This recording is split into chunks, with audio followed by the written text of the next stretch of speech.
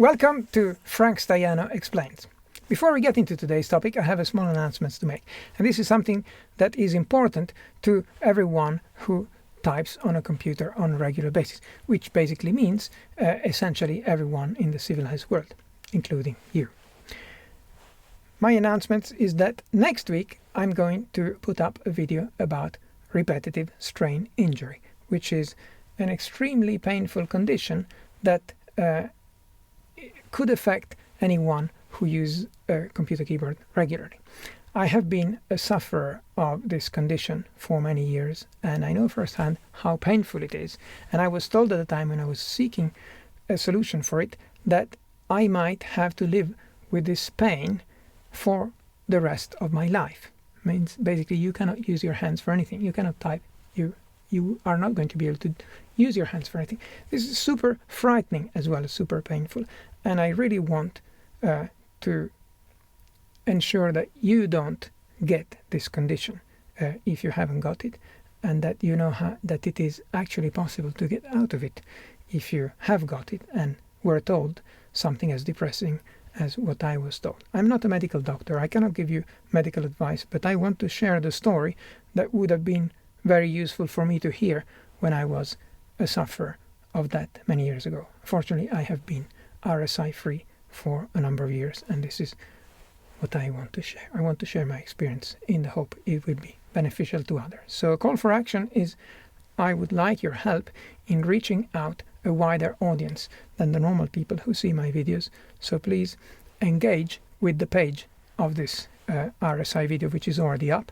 It is set up as a premiere, so it will go live on the 9th of April, and at that time there will be a scrolling live chat, and I will be there online with you, and I will respond to questions on the chat. You can also already put questions in the comments since the page is already up, and the more YouTube gets this kind of signals of engagement, and the more it will propose this video to other people than my normal subscribers. And I would really like to reach out to as many as possible, because every person I reach is one that I hope I can rescue from this pain that I had to experience and that I would not wish on my worst enemy. So I hope to see you in due course on the 9th of April.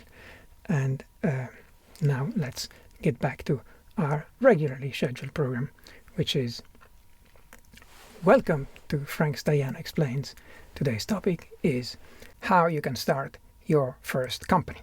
And I say first company because if you get in the mood of starting a company, then you will probably end up starting several companies throughout your career. A majority of people do that. And in fact, the Silicon Valley venture capitalists don't take you seriously if you are just at your first startup. They will only consider funding you from your second startup onwards, because you need to have had the experience of the first. Whether it succeeds or fails doesn't necessarily matter. Failing is okay, so long as you learn what it is that made it fail and what you actually would have needed to make it succeed. So by the time you are there, then you won't need to be checking a basic video on YouTube like the one I'm making now. And this is why I say this is how to start your first company. For your second one, you won't be needing this type of advice. But if you have never started a company, but this is a thought that intrigues you, then this is the video for you. And I'm thinking of an audience of my own students in computer science, because I have many bright and ambitious and creative students whom I encourage to follow their passion and actually starting their own company even when they're in their 20s, because it's a tremendously rewarding and satisfying experience. Of course, it requires a lot of work, but it gives back a lot as well. It teaches you a lot about yourself and what you can do. And I strongly encourage you to do it if this is something that you feel like doing. Go for it. Go for it. And if you're not one of my students, then go for it as well. It is something that is rewarding at any career stage. You don't have to just do it when you're a student. You can do it. You can do it later. You can do it anytime that you feel ready for the big jump. My own credentials are modest, but I have started a couple of companies myself, One of them has failed. Check for the Silicon Valley capitalists. Another one is still going. It's making tidy profit on the side. And I have some very happy customers. And I hope to continue growing it. And I have learned from people much better than me, from from people who started multiple companies and have made tens of millions and hundreds of millions. And in due course, you should be seeking that type of mentor yourself if your company grows to that kind of size. But for the initial stages, then even someone like me can give you some useful advice, and this is what I'm going to do. The nice thing about being in a place like Cambridge is that you just breathe it in the air that it is possible to start a company. You don't have to, have had it in your DNA or have had it entrepreneurship in your family. You can be anyone. You've never seen anything like that, but there's so many people around you who've started companies and done well with it that you say, well, why not me? And indeed, why not you? Any one of us can do it and be successful. You have to be motivated. You have to work really hard, but it is something that nobody is excluded from. So once again, go for it. Now, don't start a company just for the sake of it being cool to have started a company. Figure out if you actually need a company for the thing you want to do. If all you care about is making some money on the side by exploiting some skill you have and having something that allows you to be your own boss. For example, if you're one of my students, you're probably very good at programming, and it will be relatively easy for you to do useful things by writing programs, something not everyone can do, and charge people for it. You offer something useful to someone else, and they will be willing to pay you for it, and you will be able to send them an invoice, get paid, tidy profit on the side. Very good. You don't need to start a company in order to do that.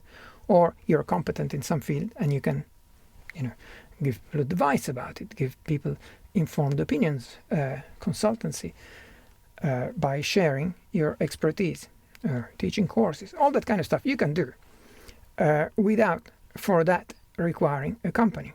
You just charge people, send them an invoice. You can also have a name for your business. You can call yourself Fantastic Computers. It doesn't have to be a company for you to be able to use a trading name. You can even buy yourself equipment. You can buy yourself a nicer computer and then say this is a business expense, and then you won't have to pay tax on it because you'll deduct the cost of the computer from the profits. All that stuff does not require a company. Just you'll have to report things in your tax return and just ask your accountant to do it for you. By the time you're bringing in a profit, it's a good idea to have an accountant do your taxes on your behalf, because they know the rules and they can do it properly, and you don't have to study the tax code, which is always complicated and keeps changing. There's really not enough space in your brain for putting these things instead of the technical thing you're competent with. But anyway, this does not require having a company. You may think that having a company makes you more respectable, makes you look more serious. This is all irrelevant. In fact, it is not necessary, and starting a company does come with a number of administrative duties, and you have to file some reports, and you're going to be a company director, and you will have some legal responsibilities, and if you fail to comply with your duties as a company director, there are heavy penalties. And so there's no reason to start a company just for the sake of starting a company. If you're going to be a solopreneur, you can continue doing so as a sole trader, and that's fine. The point at which you do want to start a company is when things become bigger than what you can do just on your own. So when you have a team of founders who start working on an idea, multiple people are the founders of the company, then it has to be a company. When you're going to hire employees and you're going to pay them a salary, then you need a company for that. When you are going to get some outside people to put money into your venture. That's when you need a company for that. Or when you want to limit your liability so that if someone doesn't like the way you behave and wants to sue you, then all they can do is sue you for the assets of your company, not for your own personal assets. You're not going to lose your car or your house to a lawsuit if you have a limited company. So these are reasons for actually wanting a company. But if you're before that stage, it is not necessary to go that way. So assuming you do want to do something bigger than just yourself, and therefore a company is the right thing, then you may have had a wonderful technical idea for something that would be great, and you can imagine and project this, making lots of people happy, and you becoming extremely successful. Well, successful in business is usually measured by how much money you're making, and there's quite a gap between having the brilliant idea and making money out of it. Making money is not a function of how brilliant the idea is. Making money is a function of how many sales you get, whether it is a physical gadget that you sell or a service or anything. You have to sell something to people who open their wallet and take money out and give it to you in exchange for what it is you have to offer. So the way to get rich is to solve a problem. You have to find some problem that people experience, to a level of annoyance that is high enough that if you do solve the problem, they're willing to pay you to do that. And the better you do that, and the happier your customers are at the way in which you solve that problem, and the more you can bring money in and be rewarded for the wonderful way in which you solve the problem. But it is not the technical idea that makes you rich. It's the way you satisfy your customer needs that brings in the sales. And it is only the sales that can make you rich, that can make your business financially successful. So in order to get rich, you need to be useful to other people, and you need to get paid. And the ability to get paid is rather different from the ability to have brilliant technical ideas. For that reason, a successful company always has some kind of yin and yang of technical and business. And it is not likely that your company will be successful if you're only strong on one of the two sides. And typically for us, it would be, I'm very strong on the technical side, and I've had this wonderful technical idea, which is 10 times, 100 times better than anything that I see in the market today. But you don't have the business capacity to actually reach your customers, beat the competition, make deals, and above all, make sales, bring money in. Then you're not going to be successful. I mean, the history is littered with the corpses of people who had wonderful business ideas and were not able to execute them in a way that was commercially successful. So because of this necessity to cover both the technical and the business side, it is to be expected that a company is founded by a team of people with these different competencies. So the founders will usually be founders, not a single founder, because it is unlikely that one single person is competent at everything in the whole spectrum from technical to business. And even if they were, there is a lot of stuff to do at the start to do with developing the technically brilliant idea into an actual product that works and can be sold, and also prospecting for customers and actually following on, and for every 100 customers that you contact, maybe only 1 or 2% actually end up saying yes, and so there's a lot of time to be invested in personal relationships until someone is willing to believe you and put money against your product, which in the initial stage is probably going to be somewhat flaky, and so on and so on. So all these things take so much time that one person, A, is not going to be competent at everything, and B, is not going to have enough hours in the day to do everything. So you will need a team of founders covering all of these competencies. And this team of founders, between themselves, 2 or 3 people, will own the business. So they will be shareholders of this company, which when it is started is probably worth nothing. So they each hold a share of nothing. So that's okay. But the prospect is that this company will become successful. It will become worth a lot of money. And at that point, their shares, which used to be like 1/3 of nothing, becomes 1/3 of a lot of money. That's not at all how it works in practice, because before you become successful, then some other people will be involved.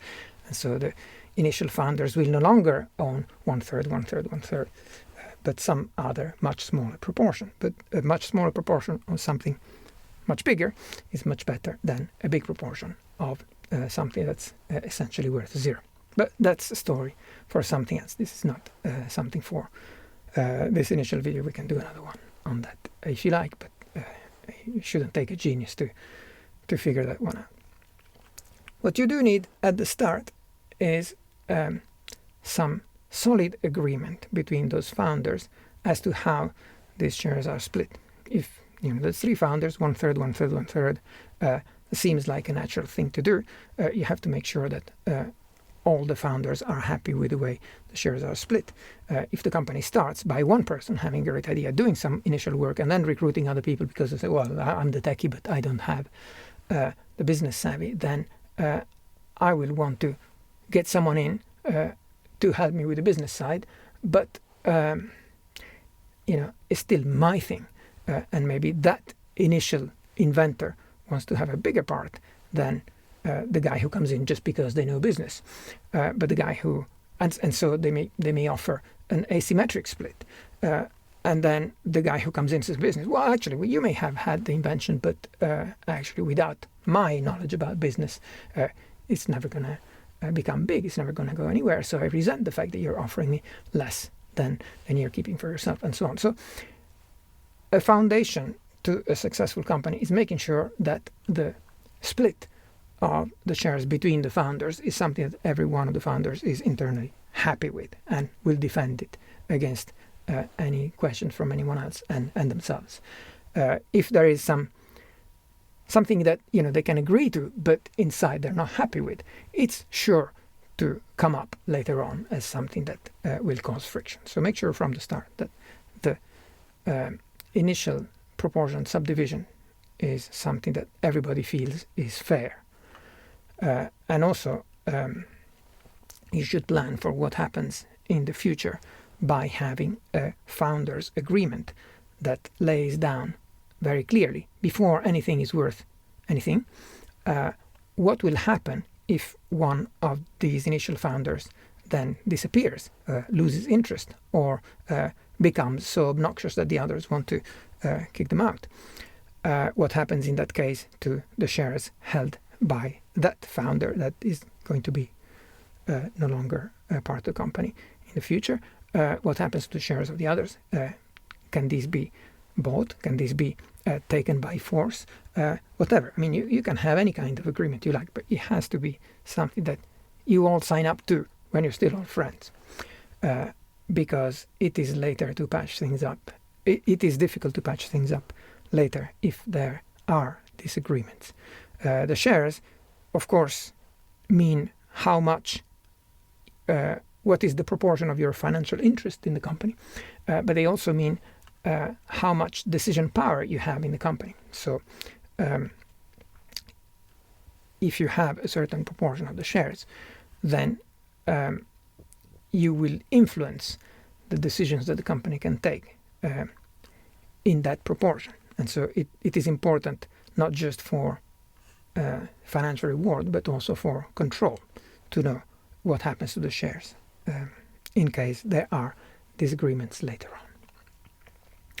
Now, besides the founders, who will typically work without compensation for the initial period, because the company owns nothing, and so there's nothing to pay salaries with, and so the founders will work as hard as possible with the mirage that if everything works out, then they will get a big payoff. So they have to have their back covered to be able to work without pay for as long as necessary until the company becomes sufficiently successful that they can be paid. Besides that, the company may actually need to hire some employees to do menial tasks and secretarial, administrative, financial kind of things that is not the core thing that the founders are concentrating on, or perhaps to do some development work where the founders have had some vision and idea and stuff. But you still need more development time than the founders themselves can put in before this idea becomes a viable and reliable product that can be sold to customers. So you will need maybe some developers, some administrators, and so on, who cannot all be founders. They will have to be employees. So you will need to get some early employees into the company. Now, the early employees can be enticed to work for the company instead of for your startup, as opposed to for an established place, which is much more secure, by, again, the prospect that if things go well, then they will be much more successful than they would if they just got a salary from an established company. Because you can offer your early employees some share options.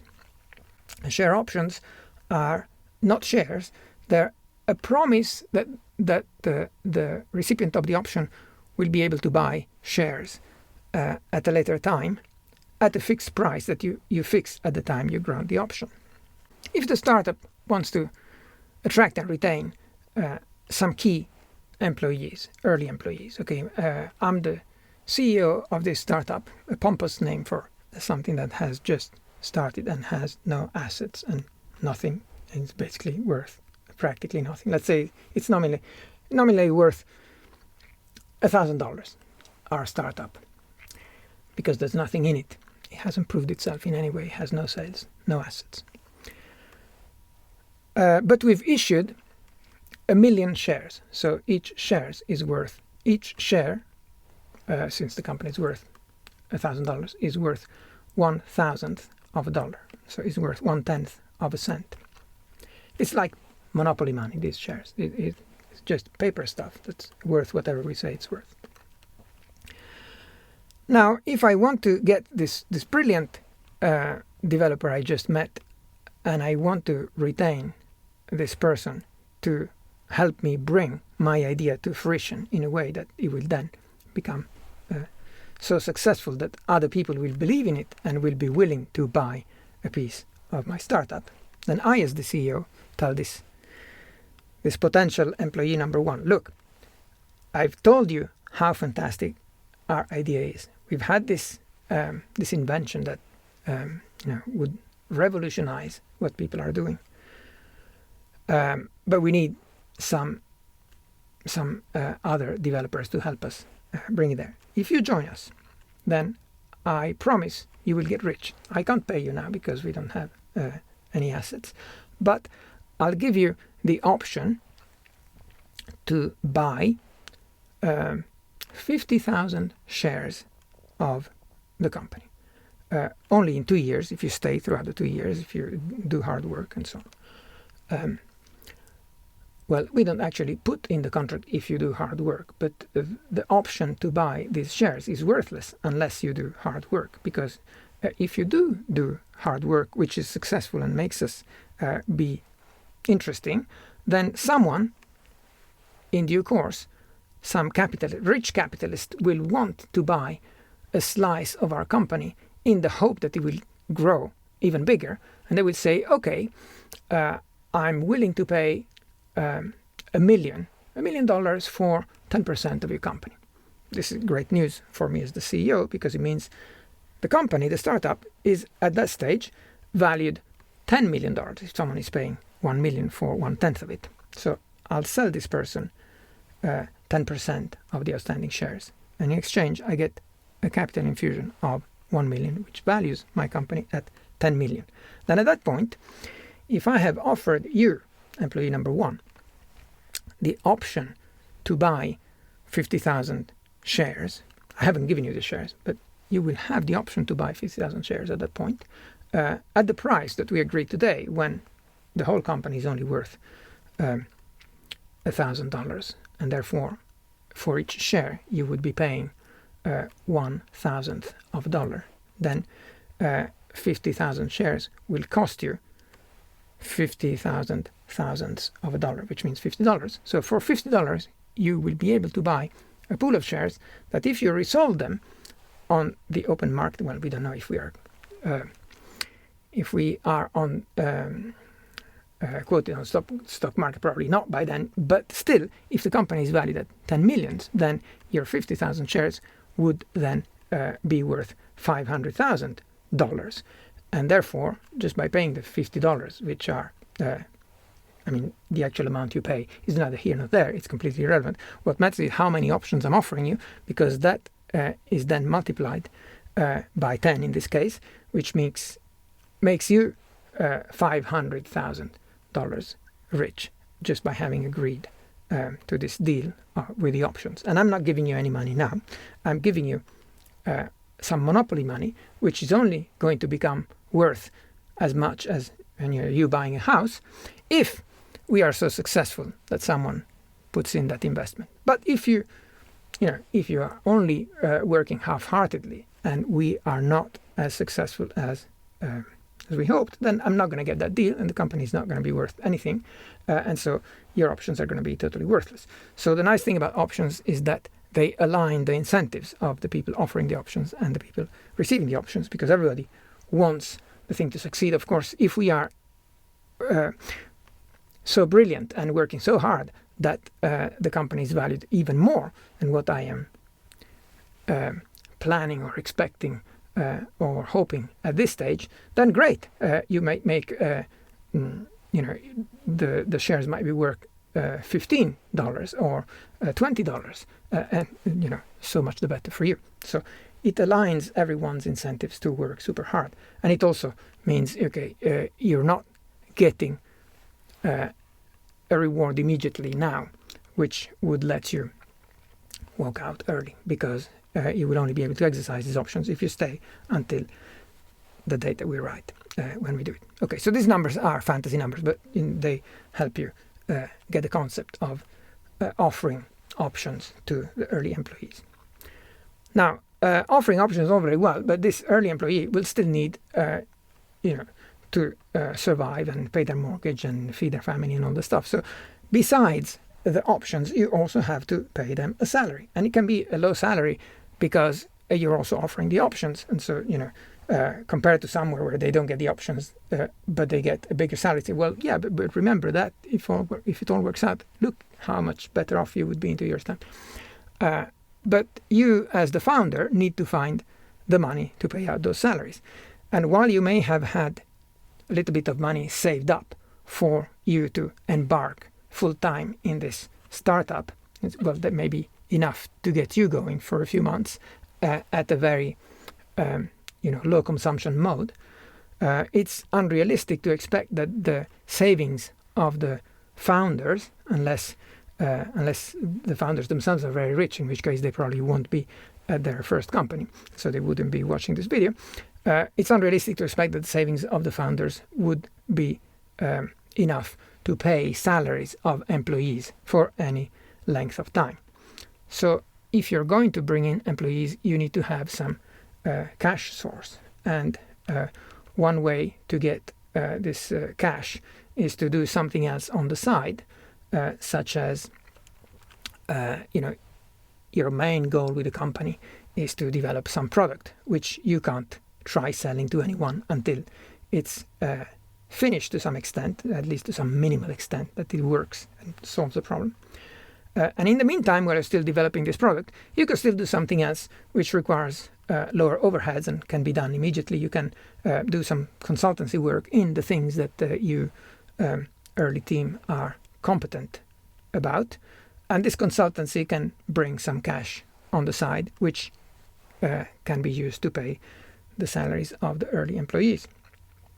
And if you do that, then depending how you price things, let's say that team members will work 2 days a week on doing the consultancy, which pays some amount, which is enough to keep them going for the other days of the week where they are doing work on the the development of the main product, which is not bringing in any cash quite yet, because we're hoping for the big payoff later. But at the moment, it's just development that you have to fund internally. So if you do that, it is clearly possible to grow organically. But it is also obvious that you are slowing yourselves down, because you're using 2 days a week or 3 days a week, or how much you need to do in order to support your team by doing something else, where you're trading your time for the cash that you bring in, because otherwise you just can't get going. So this will delay the time it takes for you to get to the stage where your product is ready for deployment. And so an alternative way of paying the salaries of your employees is to just bring in capital early on. So you get someone else with plenty of money to put some money into your company, to invest in your company. And of course, you will have to give them a slice of your company in exchange. And it's going to be a bigger slice the earlier you do that, because your company is very much of a high-risk gamble the earlier you take in this money, because it hasn't proved itself with anything like it works or it was sold to someone and so on. So for an external party to put their money into you, it means for external party to risk that their money will completely disappear if you're not able to bring the product to a stage where it is successful.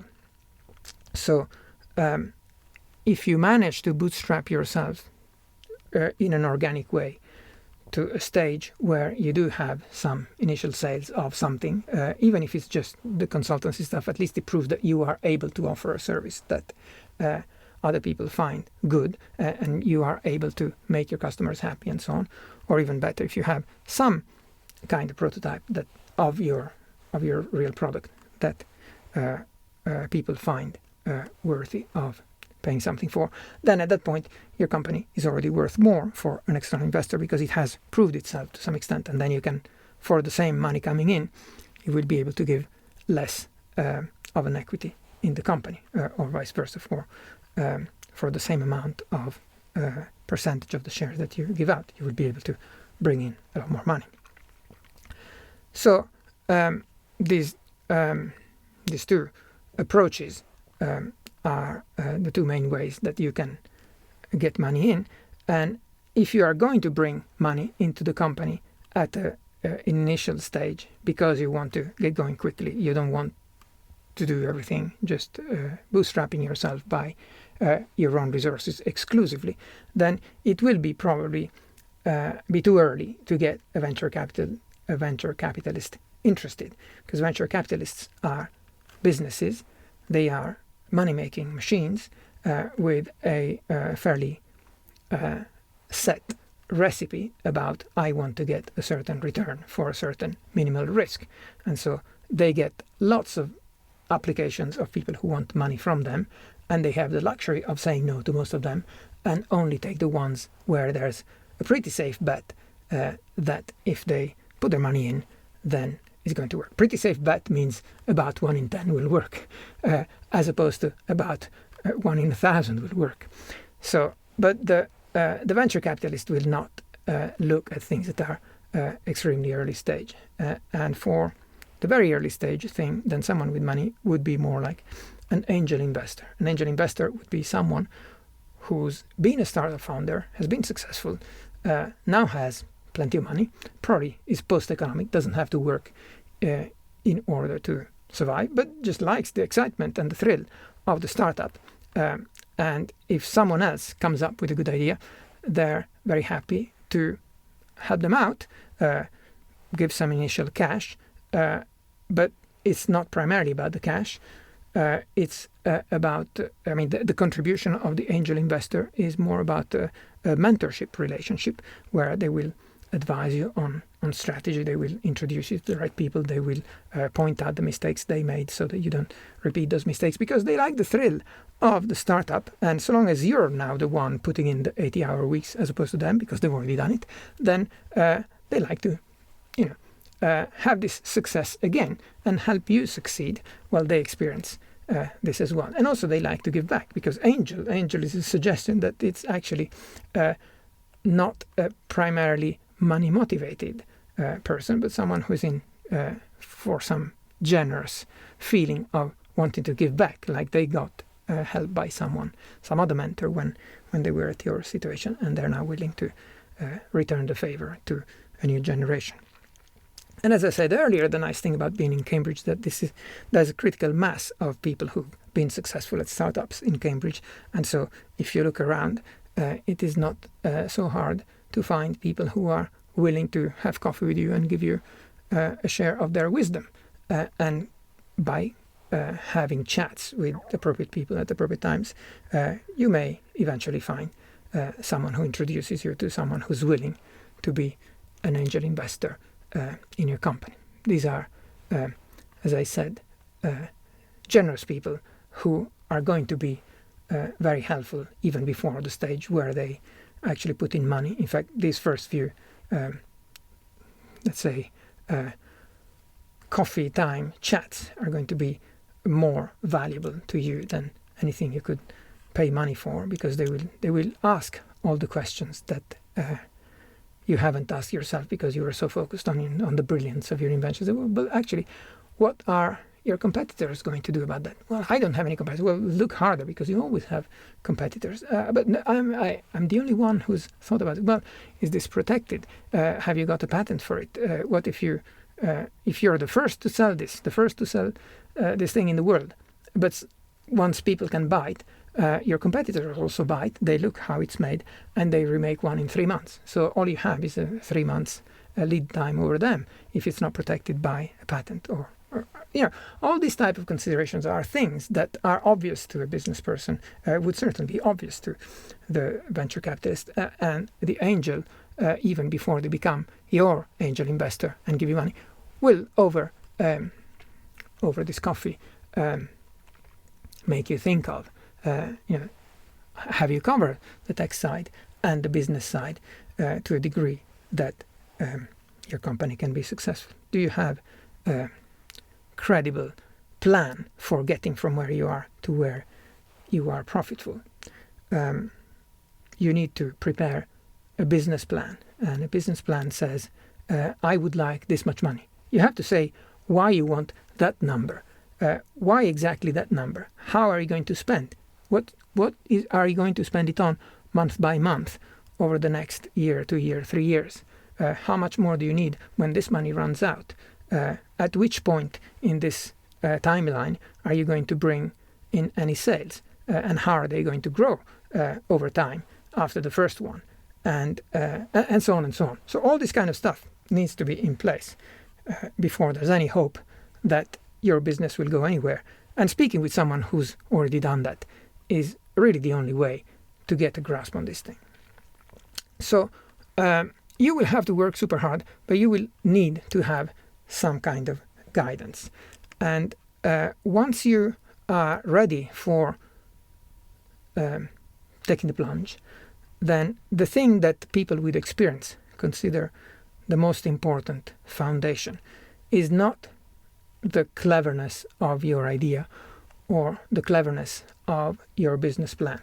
It really is what is the team of founders that this company is based on. Are these people who are credible? Are these people who gel well together?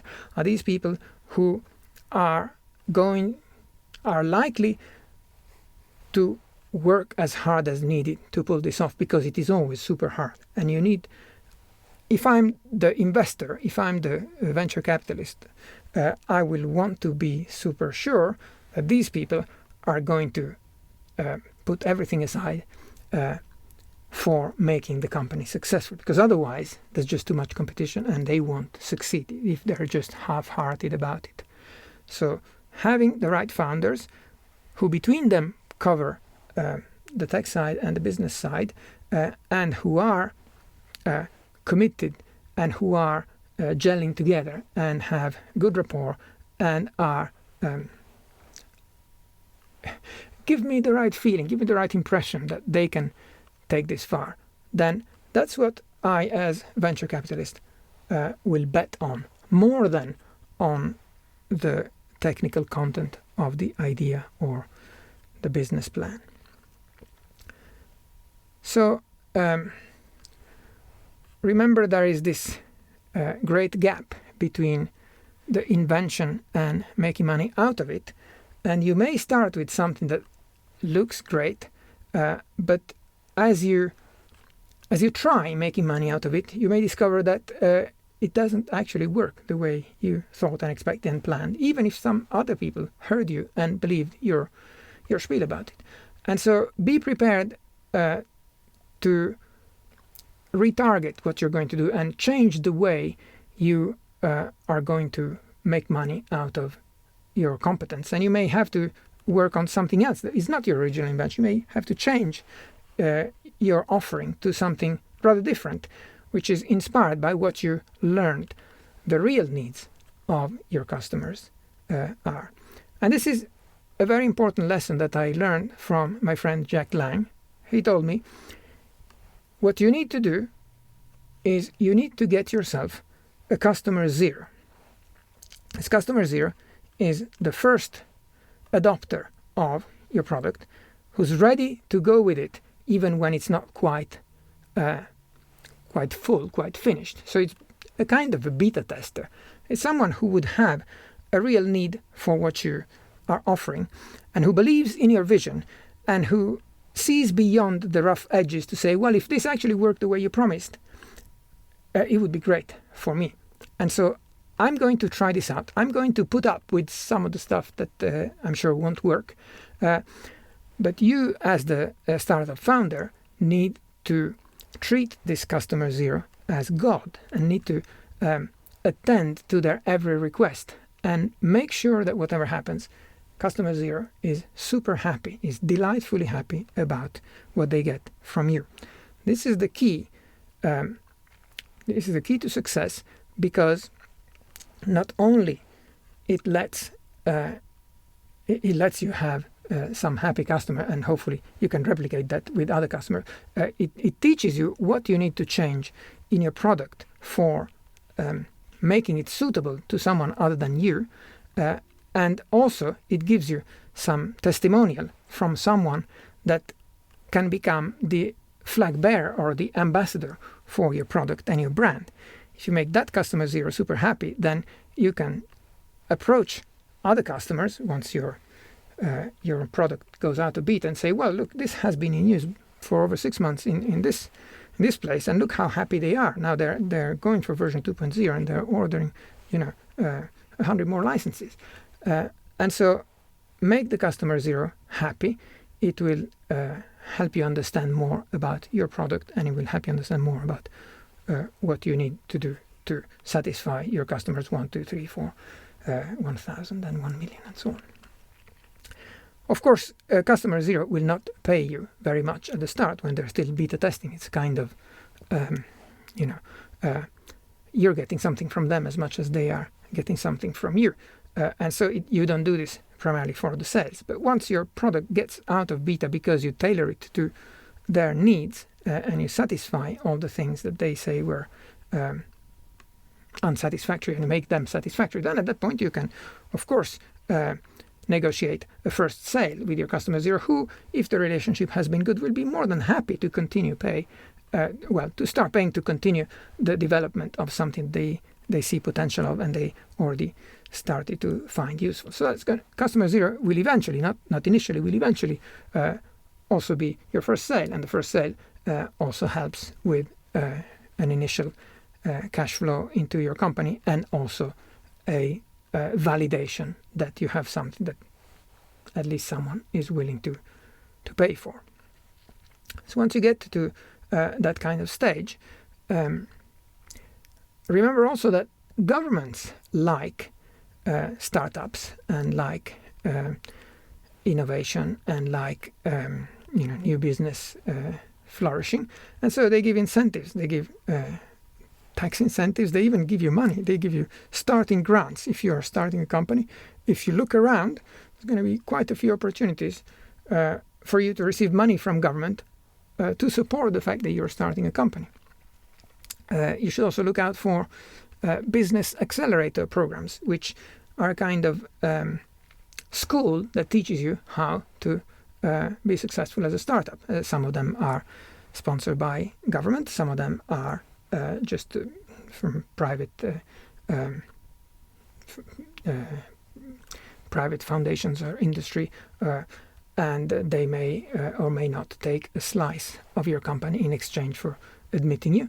I've been involved in 5 business accelerators, found them quite useful, and the most exciting one was called Cylon, Cyber London. It was a business accelerator targeted specifically to cyber security companies. And we were in there for several months. It was a very selective admission process of the order of, they reject 9 out of 10 applicants. And so once we got in, first it was a badge of honor itself to have been admitted. And second, the other startups in our cohort were also inspirational and motivational in the same way that as when you go to university, to a prestigious university, the fact that you have so many other intelligent and ambitious and motivated people next to you studying the same course kind of gives you a pace that motivates you to go faster and push yourself harder than you would if you were in a second-rate place or if you were studying the textbook on your own. So the fact that we were in this open plan office sharing the space with these other half dozen startup founders was very motivational and was interesting to compare notes. So 2 months in, what deals have they secured? What should we be doing? I mean, we don't want to be left behind if those other guys have also been doing that. So Business Accelerator teaches you many things, gives you many valuable introductions, sometimes gives you some funding, and not least, puts you in touch with other people more or less at the same initial stage as you are, and shows you what the speed of progress should be, or what the speed of progress of some people in your space, who are not necessarily your competitors but are similar to you, is, and drives you to do better than you would if you didn't see what the world around you is doing. So I recommend that. If you are still an undergraduate student in the computer lab, then you should definitely attend the business studies course that's run by Jack Lang and Cyril McTavish in the final year, in the 3rd year in Easter term, if I remember correctly. The business studies course I highly recommend. I have been, I have attended this course myself as, auditing, sitting in the back, and enjoying the course, because it is very, it's not just instructive, but it is motivational and inspiring, and many interesting anecdotes. Jack Lang is a serial entrepreneur who started a couple dozen companies and has had many successes, and is very generous in sharing the wisdom that he acquired over the decades. If you're not a computer laboratory, computer science tripos student, but you are a student at Cambridge in some other topic, then don't forget that your being a student at Cambridge gives you the right to attend courses in any subject, provided you have the time. So just ask politely the course lecturers if you are allowed to sit in, and then if they admit you, which they typically would, then make good use of it. And if you are not a student at Cambridge, but are keen to get some of this wisdom, then rejoice in the fact that Jack Lang has actually produced a book for this course. Let me get a copy here.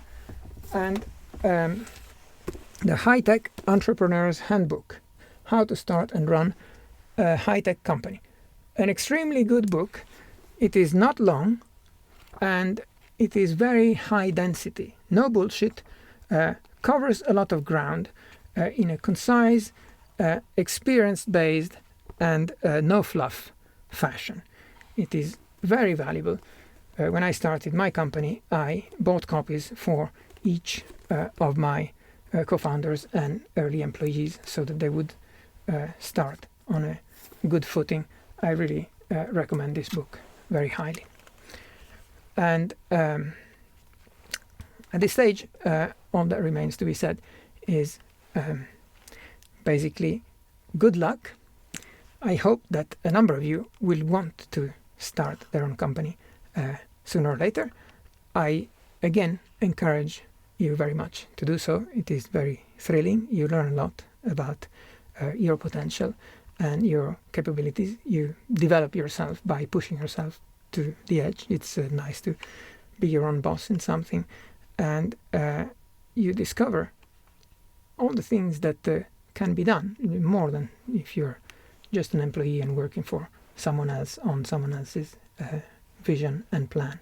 So think about it, go for it, get the book, go to the course if you're at Cambridge, and start. I hope you enjoyed this video and that I enticed you to become a startup founder yourself. If so, please stick a thumbs up on this video, subscribe if you haven't already subscribed, and also remember, next week it will be the video about repetitive strain injury, which is going to be very useful to anyone involved with computers, so that includes you. Please join us for that important video and spread the word to all your friends as well.